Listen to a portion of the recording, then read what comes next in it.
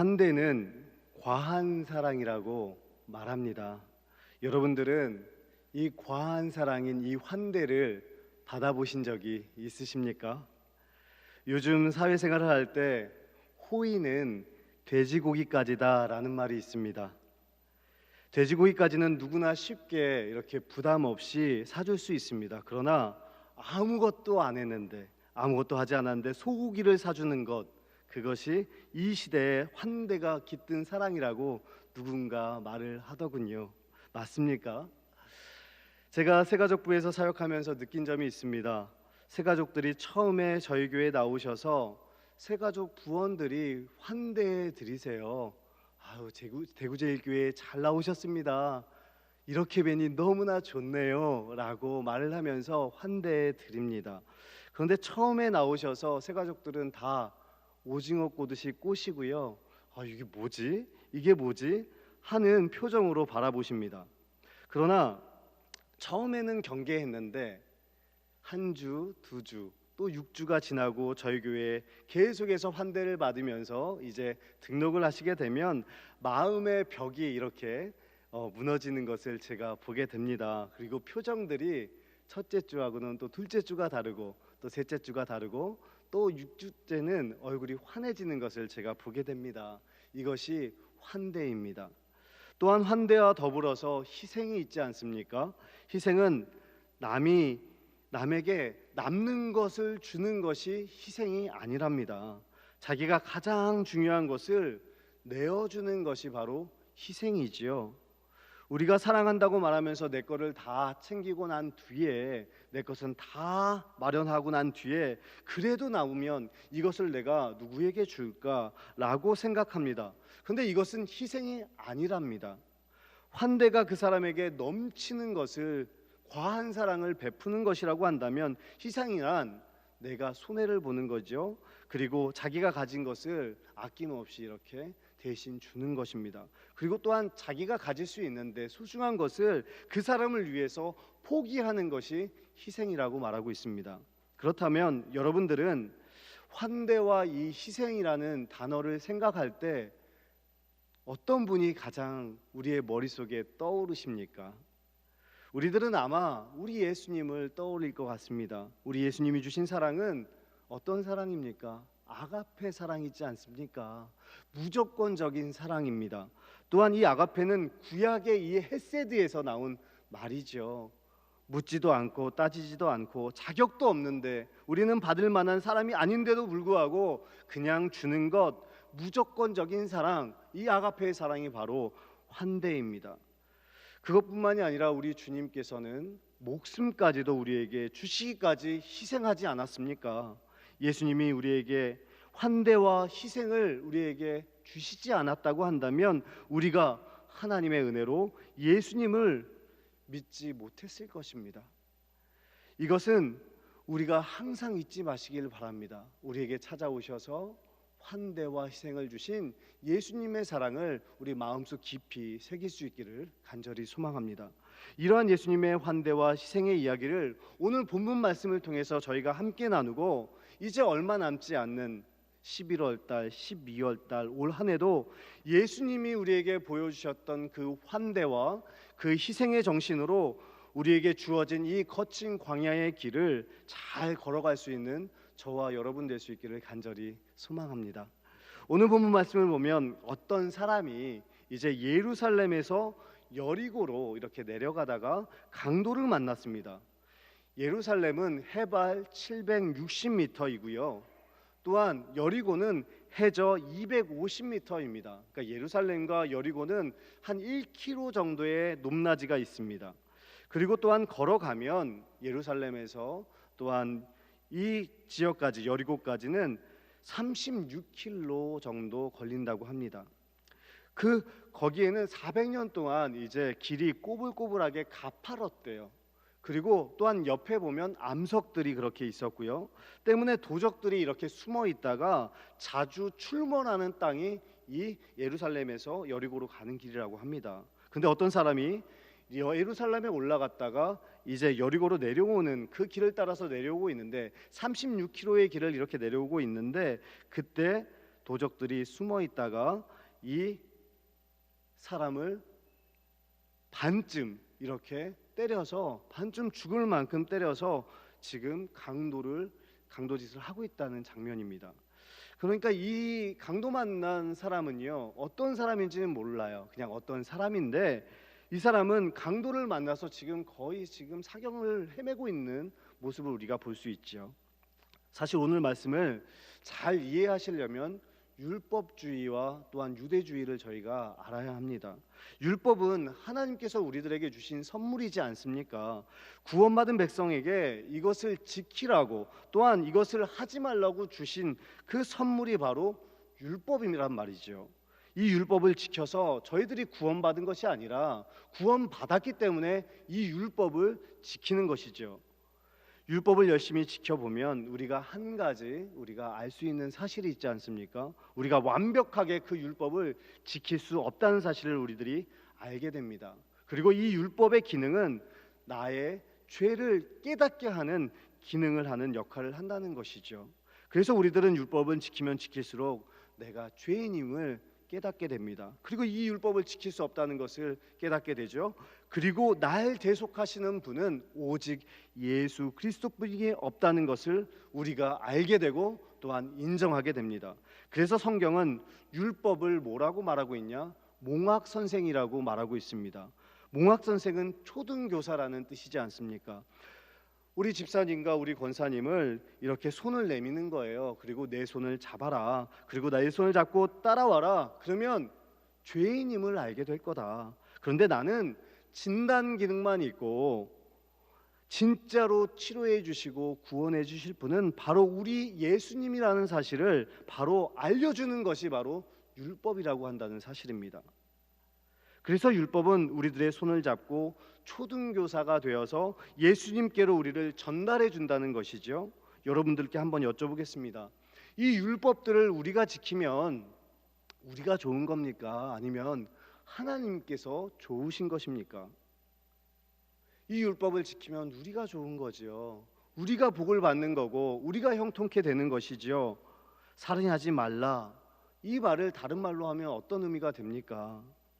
나는 너의 생명을 지키기를 원한다라는 뜻이 아닙니까? 간음하지 말라라는 말을 다른 말로 하면 나는 너의 가정을 지키기를 원한다라는 말이 아닙니까? 그러니까 율법을 지키면 우리가 좋은 것입니다. 우리가 복을 받는 것입니다. 이 율법은 하나님의 선물이었던 것입니다. 그런데 이 율법주의는 다릅니다. 율법주의는 인간들이 만들어낸 것이죠. 이것을 지키면 구원받는다. 이것이 율법주의였던 것입니다. 그래서 그들은 자기의 의를 쌓으려고 노력하죠. 자기의 공로를 과시하죠. 그리고 자신들만의 형식으로 열심히 그것을 지켰습니다. 그것을 쌓았습니다. 교회 안에도 이렇게 신앙생활하고 흉내만 내는 신앙인들이 얼마나 많습니까? 이것을 지키면 구원받죠. 저는 이것을 다 지켰습니다. 나는 의인입니다. 나는 스스로 구원할 수 있습니다. 그래서 나는 대속할 예수님은 나에게 필요 없습니다. 이런 사람들이 그 당대에 예수님을 죽인 것입니다. 그러니까 은혜이신 예수님이 율법주의에 의해서 살해를 당하신 것이죠. 본문에서 예수님께 내 이웃이 누구입니까? 라고 질문을 하고 있는 사람이 과연 누구입니까? 바로 율법교사입니다. 자기의 삶이 올바르다고 확신하면서 자기의 동족들만이 자기의 동족이고 이웃이라고 한정하는 율법교사에게 너가 생각하는 그 생각이 틀렸음을, 그리고 또한 율법교사가 진정으로 이웃을 사랑하지 않음을 지금 드러내고자, 폭로하고자 예수님께서는 선한 사마리아인의 비유를 말씀해 주고 있습니다. 오늘 본문에서 이제 제사장과 레위 사람들이 와서 보고 지나가지 않습니까? 제사장과 레위인들이 지나간 이유가 있습니다. 그 당시에 여리고로 내려오는 길목에 강도들이 기다렸다가 이제 강도짓을 합니다. 그런데 강도짓을 하다가 죽이지는 않는다고 합니다. 죽을 만큼 이제 상처를 입히고 죽을 만큼 그렇게 때린다고 합니다. 그런데 죽이지는 않아요. 그리고 길에 내버려 둔다고 합니다. 근데 이 강도 만난 사람이 나를 살려주세요, 나를 살려주세요 하고 외칠 거 아닙니까? 그때 누군가 도와주러 오면 강도들이 숨어 있다가 다시 나타나서 도와준 사람에게 강도짓을 다시 한다는 것입니다. 이 사실을 그 당대 요리고에 있는 사람들은 잘 알고 있었기 때문에 강도 만난 사람을 보면 외면하고 지나갔다는 것입니다. 왜요? 나도 공격당할 수 있으니까요. 나도 피해를 당할 수 있으니까요. 그래서 제사장과 레위인은 그 모습을 보고 두려워서 지나갔다는 의미입니다. 또 한 가지가 더 중요한데요. 제사장이 지나간 이유가 있습니다. 레위기 21장에 보면 정결례법이 나옵니다. 거기에 제사장들은 절대로 시체를 만지면 안 된다는 규정이 기록되어져 있죠. 왜냐하면 사람들이 죄의 문제를 해결하기 위해서 하나님께서 세우신 사람들이 그 직분이 제사장 아닙니까? 시체를 만지면 부정하게 되는 것이죠. 그래서 제사장들은 시체를 만지지 않았습니다. 그래서 보고 그냥 지나간 거죠. 그런데 제사장과 레위 사람은 누구입니까? 사실은 율법주의를 만들어낸 장본인들 아닙니까? 이 사람들은 율법주의에 빠져 있어서 지금 누군가를 살리는 일에는 관심이 없습니다. 그 당대의 지도자였는데 죽었는지 살았는지 생사 여부는 알아봐야 될 거 아닙니까? 그런데도 불구하고 환대와 희생의 정신은 생각할 수 없는 사람들이었습니다. 그리고 사실 제사장과 레위 사람들은 이 사람을 도와줄 능력도 없고요, 도와줄 생각도 없었습니다. 그런데 예수님께서 기가 막힌 비유를 우리에게 말씀해 주시는데, 한 사마리아 사람이 지나가다가 기름과 포도주를 그 상처에 붓고 또 싸매어 줍니다. 오늘 본문 말씀에 보면 그리고 자기가 타는 짐승에 그 강도 만난 사람을 태워주죠. 그리고 주막에 데리고 가면서 2데나리온을 지불하면서 이 사람을 고쳐주고 먹여주라고 전하죠. 그리고 부족하면 내가 다시 와가지고 그 값을 지불하겠다, 지속적으로 사랑을 베풀어주고 있습니다. 왜 예수님께서 율법 교사의 이 질문, 그러면 내 이웃은 누구입니까? 라는 질문을 받고 왜 이 사마리아 사람의 비유를 말씀해 주고 있는 것입니까? 이 당대에 북이스라엘의 수도가 사마리아였습니다. 아수르에 의해서 BC 722년에 이제 북이스라엘은 완전히 멸망당하고 맙니다.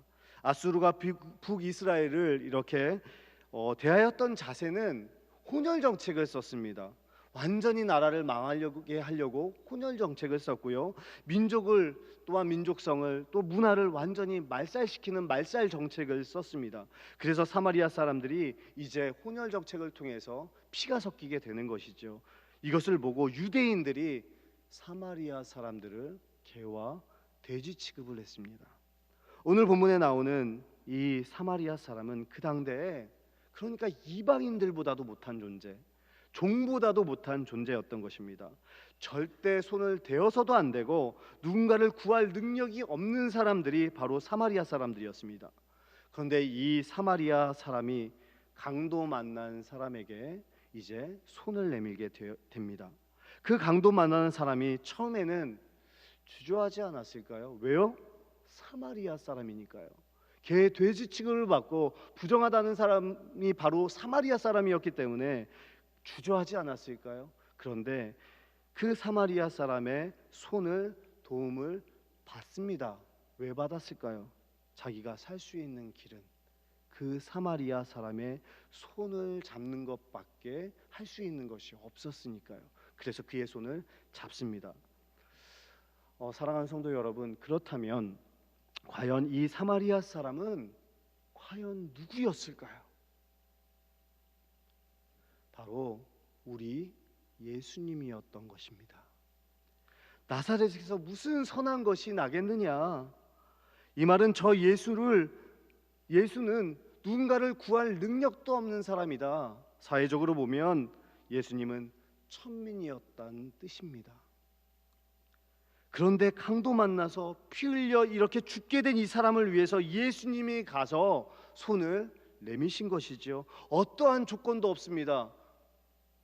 아무것도 물어보지 않습니다. 포도주와 기름을 붓습니다. 포도주는 살균 작용을 하지 않습니까? 또한 기름은 상처의 통증을 완화시켜주고 덧나는 것을 이렇게 방지해주는 역할을 하지 않습니까? 기름과 포도주는 예수님을 상징하는 비유였던 것이죠. 그리고 짐승을 태웁니다. 어디서 많이 본 그림 같지 않습니까? 짐승에 태워요. 자기 짐승이에요. 예수님께서 예루살렘 입성하실 때 나귀를 타고 입성하시지 않습니까? 또한 주막에 가서 2데나리온을 지불합니다. 이 사람을 고쳐달라고 속전을 지불합니다. 바로 예수님께서 십자가의 그 속전의 사건을 우리가 다 알지 않습니까? 아무리도 흠도 없는 우리 주님께서 십자가의 대속을 통하여서 그 속전을 통하여서 죄인인 우리를 속량해 주셨습니다.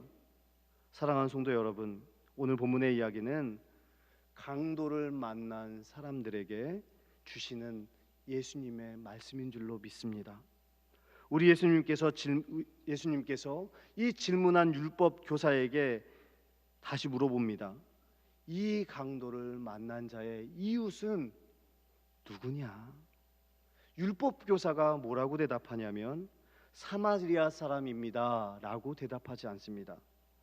자비를 베푼 사람입니다 라고 대답하죠. 이때 예수님께서 대답하십니다. 너도 가서 이와 같이 행하라 라고 말씀하여 주십니다.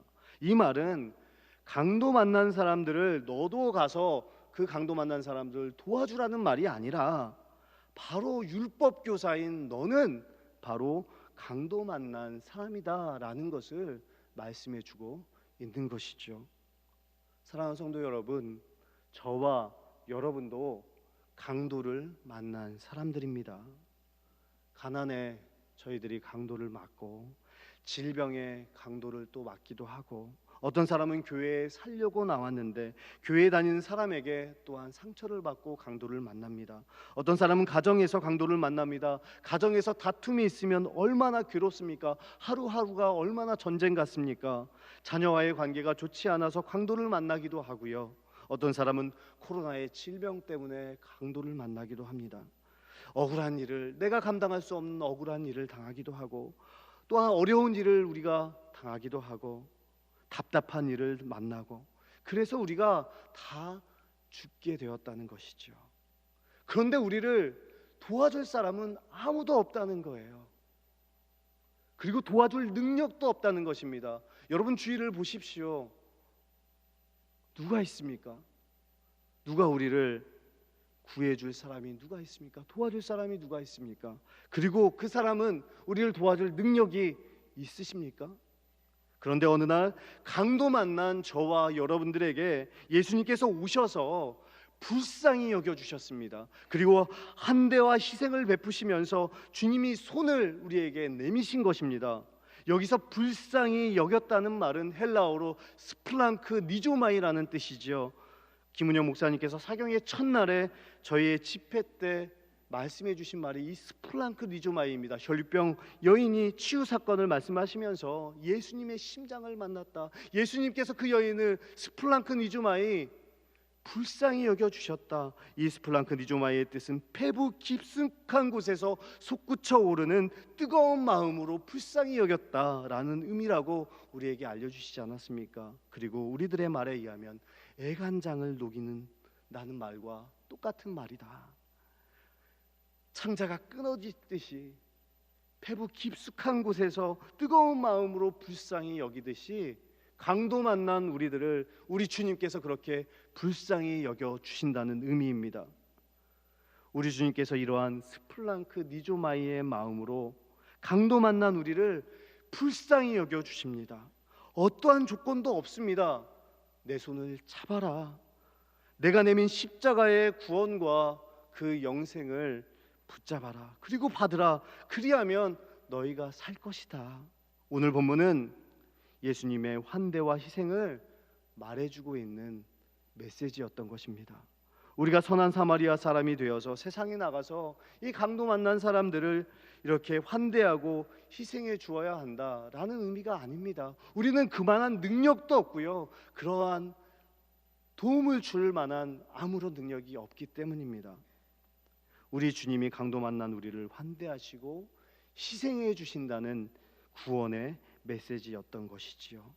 사랑하는 성도 여러분, 어떻게 우리가 구원받고 영생을 얻고 또 이렇게 신앙생활을 할 수 있는 것입니까? 우리도 주님께서 베풀어 주신 환대와 희생을 통해서 우리가 구원을 받고 은혜를 받았다는 사실을 항상 잊지 않는 저와 여러분 될 수 있기를 간절히 소망합니다.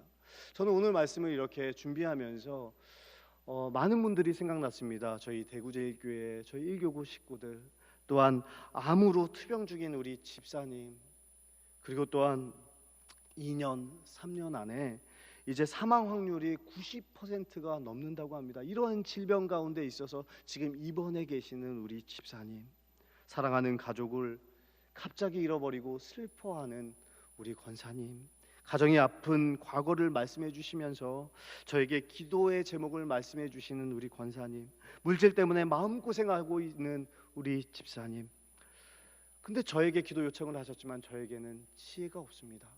능력도 없습니다. 그냥 다만 기도만 할 뿐입니다. 저도 강도 만난 사람입니다. 그러나 능력의 우리 예수님이 그 질병과 물질과 또한 슬픔과 상처를 만난 주님의 백성들에게 손을 내밀어 주실 줄로 믿습니다. 스플랑크 니조마이의 마음으로 창자가 끊어지시지 그 애달픈 마음으로 구원의 손 또한 은혜의 손을 내밀어 주실 줄로 믿습니다. 그 손을 지금 우리에게도 동일하게 지금 우리 주님께서는 내밀고 계십니다. 그 따뜻한 주님의 손을 잡고, 주님, 제가 강도 만난 사람입니다. 그 누구도 저를 구해줄 능력이 없습니다. 오직 주님만이 저를 도와주실 수 있습니다. 제가 주님이 내미신 그 손을 제가 잡겠습니다 라고 고백하면 우리 주님의 십자가의 보혈로 헤세드의 그 무조건적인 사랑으로 우리를 덮어주셔서 우리를 살려주실 줄로 믿습니다. 사랑하는 성도 여러분, 우리도 사망과 과거에 또한 질병과 가난의 강도를 다 만나지 않았습니까? 내 힘으로 안 될 때, 날이 저물어 가고 있을 때, 피를 흘리고 있을 때 예수님께서 찾아오셔서 그 내민 손을 우리가 잡았을 때 우리가 그 손을 잡고 여기까지 온 것 아닙니까? 오늘 이 시간 주님이 주시는 말씀을 통해서 우리가 강도 만난 자임을 항상 잊지 마시길 바랍니다. 그리고 주님의 그 환대와 또한 희생을 통해서 은혜 받은 자임을 항상 잊지 마시길 바랍니다. 그리고 우리도 가서 이와 같이 행하라 하는 주님의 말씀에 순종하는 우리 제1의 가족들 다 될 수 있기를 간절히 축복합니다. 기도하겠습니다. 하나님, 오늘 말씀을 통해서 우리가 강도 만난 자였음을 알게 하여 주옵소서. 항상 잊지 않게 하여 주옵소서. 우리 스스로 살아갈 수 없는 사람들이었는데, 죄인이었는데 어느 날 예수님이 찾아오셔서 아무 조건 없이 선물로 환대와 희생을 베풀어 주셨고 그 구원과 영생을 우리에게 주셨습니다. 그 은혜를 잊지 않고 예수님의 환대와 희생을 전하는 일에 사용되어지는 주님의 거룩한 백성들이 될 수 있도록 인도하여 주옵소서. 예수 그리스도의 이름으로 간절히 기도하옵나이다. 아멘.